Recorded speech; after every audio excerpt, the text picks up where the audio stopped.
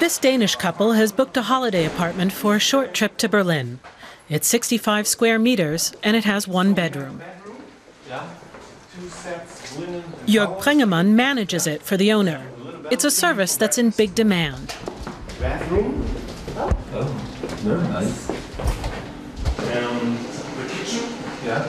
More and more residents of popular tourist destinations are renting their private flats and creating a whole new market. Dishes and glasses you find here.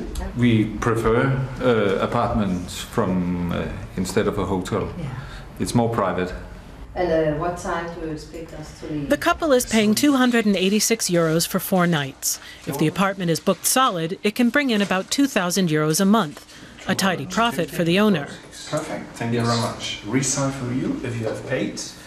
The owner lives in Tel Aviv. We also have owners in Greece, Italy, France, and many in Germany, but very few who live in Berlin. Most only come here on vacation. These apartments are in Berlin's trendy Friedrichshain district. They were converted into condominiums and sold. The new owners can make almost 3 times the money taking in tourists that they'd make from rent-paying tenants.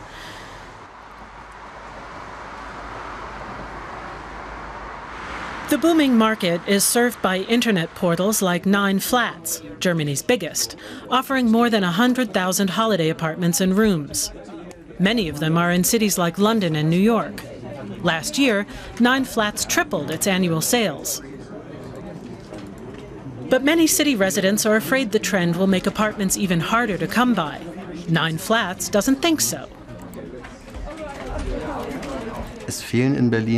Berlin has a shortage of about 40,000 apartments. All the portals combined offer something like 2,500 apartments. If private holiday flats were to be prohibited, maybe 350 or at most 400 more apartments would be available for normal renters. None of the others have ever even been available on the market anyway. But other estimates put the number of holiday apartments at closer to 14,000 and growing steadily. And many of them aren't legally registered. Of course, you can't say that anyone ought to be allowed to do this. It depends on the rental agreement or if it's a condo. But if someone is making money with it, then of course they need to have a commercial license and they need to pay taxes. Berlin registers nearly 25 million overnight stays a year. Holiday flats close to the city center are in high demand. Like these socialist-era apartments near the Reichstag. Nearly 1 out of 3 flats here is being rented out to guests.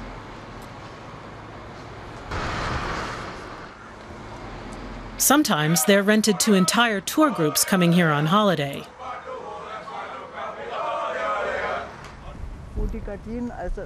But the permanent residents are beginning to complain about the noise. I've